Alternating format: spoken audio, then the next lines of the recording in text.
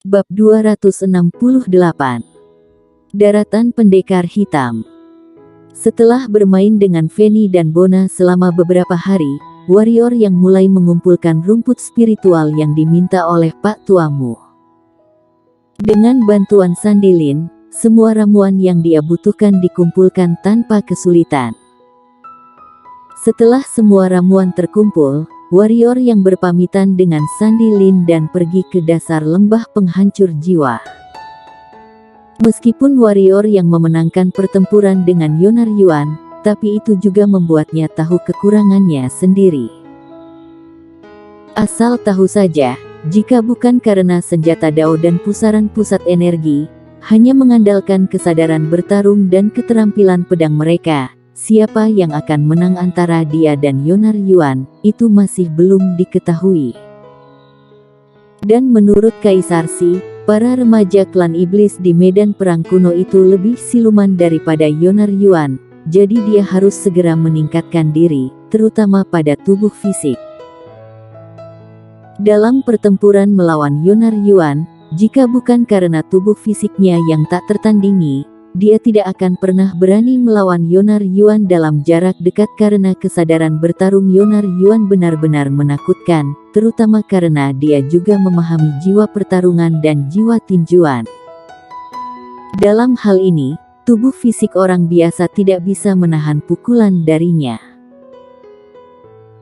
Secara umum ia masih memiliki banyak kekurangan, makanya ia kembali datang ke lembah penghancur jiwa untuk mencari Pak Tuamu.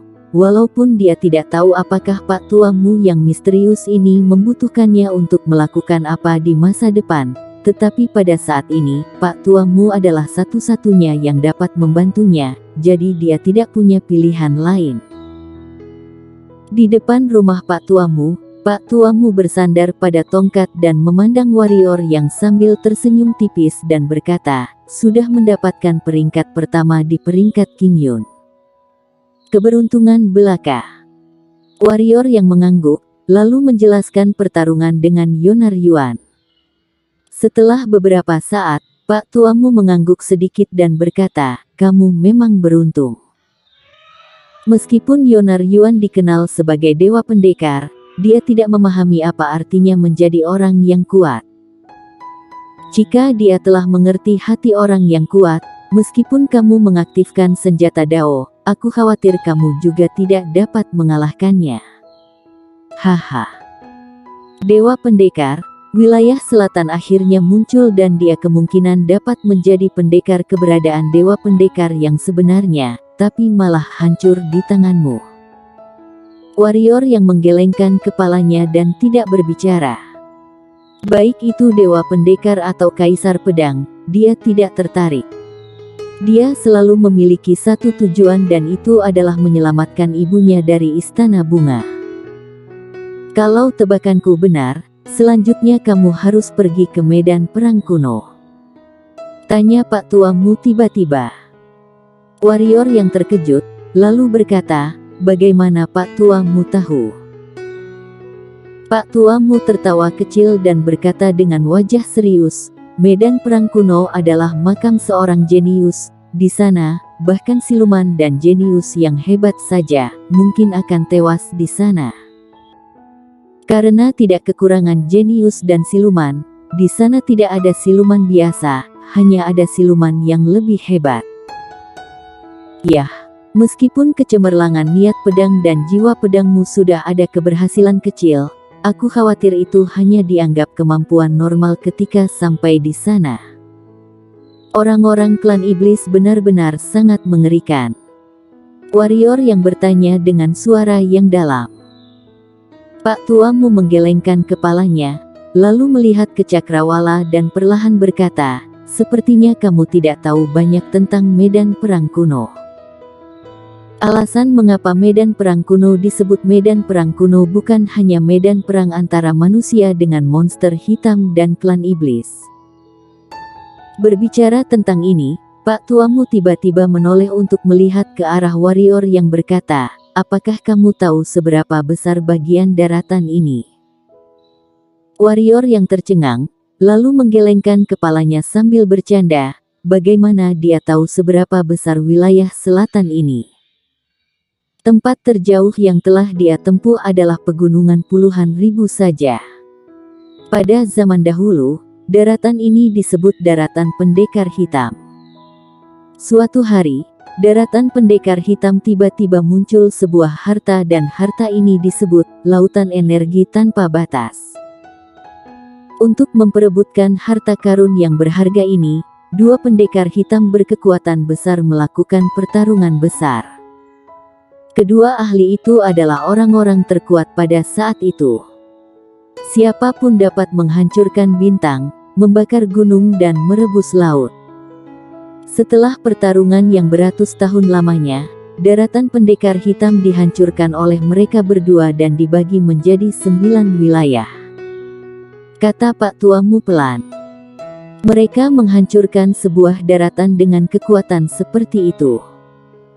Sambil menekan kejutan di hatinya, warrior yang bertanya, Pak Tuamu, maksudmu, wilayah selatan juga salah satu dari 9 wilayah ini? Pak Tuamu mengangguk dan berkata, jauh di utara, yang berada di sisi lain pegunungan Qingtian, sebenarnya adalah alam lain, yaitu alam iblis. Karena awalnya adalah sebuah daratan, mengapa tidak ada orang dari daerah lain yang datang ke wilayah selatan? Tanya warrior yang. Pak Tuamu menghela napas dan berkata, karena setiap wilayah dikunci oleh orang kuat dengan kekuatan tertinggi, seperti pegunungan Qingtian. Pegunungan Qingtian mampu menghentikan klan iblis, bukan karena tidak dapat dicapai, tetapi karena memiliki segel dari orang kuat tersebut.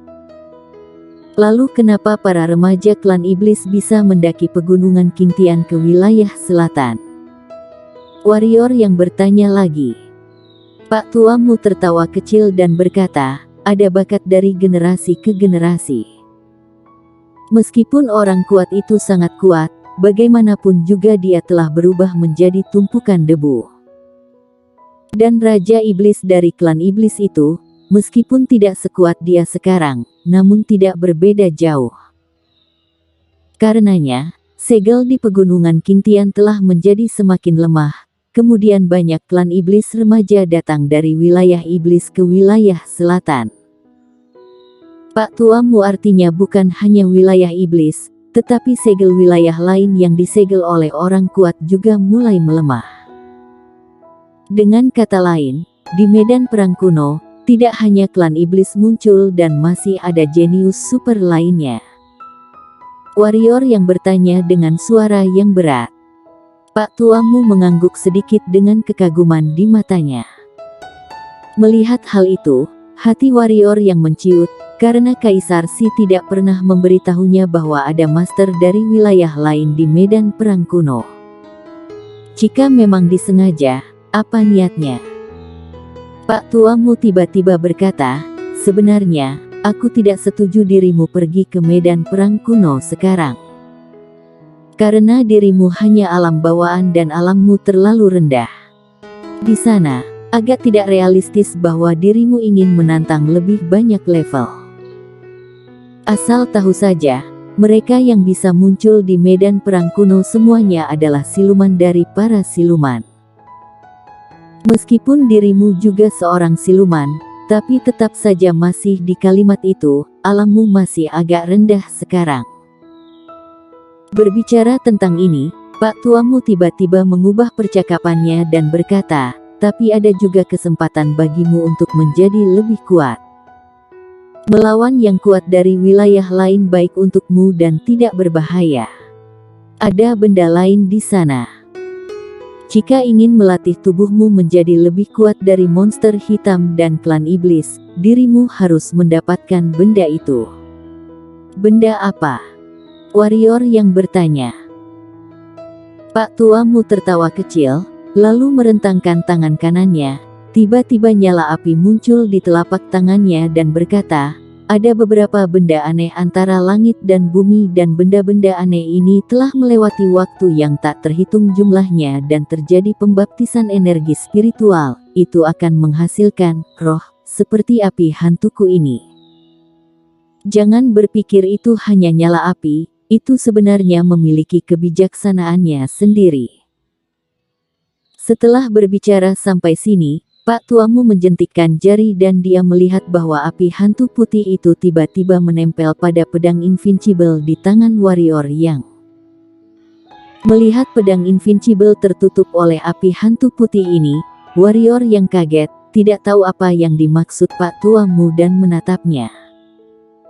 Pak Tuamu tersenyum kecil dan berkata, "Coba kamu ayunkan pedangmu sekarang."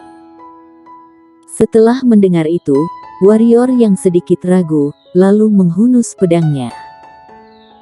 Tiba-tiba sebuah energi pedang menyembur dari ujung pedang Invincible Sword, namun kali ini berbeda karena api hantu ternyata melekat pada energi pedang. Jadi yang ditebas oleh warrior yang adalah energi pedang dengan api. Ini aneh. Baang. Dia hanya dapat melihat sebuah pohon raksasa yang jaraknya lebih dari 10 meter tiba-tiba dibom oleh energi pedang warrior yang, namun pemandangan selanjutnya membuat warrior yang tercengang. Sejak kapan energi pedangnya menjadi begitu mengagumkan? Bahkan jiwa pedang tingkat 4 pun tidak bisa begitu.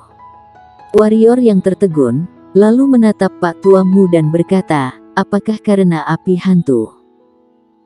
Pak Tuamu mengangguk dan berkata, "Api hantu ini belum kamu jinakkan dan kekuatannya yang sebenarnya jauh lebih dari itu. Kalau dirimu menjinakkan api hantu itu, ia tidak hanya dapat memperkuat tubuhmu setiap harinya dan dapat digunakan olehmu kapan saja, seperti halnya energi pedang yang ada di tubuhmu, tidak hanya dapat menempel pada energi pedang, tetapi juga dapat menempel pada pedangmu, dan bertarung melawan seseorang, jika tingkatan senjata hitam lawan tidak memadai, sebelum mengenaimu mungkin itu akan dibakar sampai menjadi kehampaan oleh api hantu ini."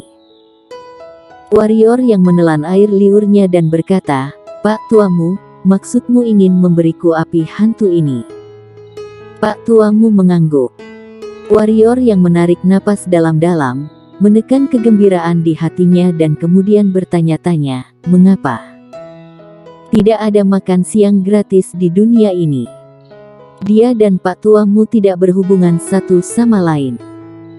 Meski hanya hubungan guru dan muridnya, tetapi itu juga hubungan yang tidak nyata.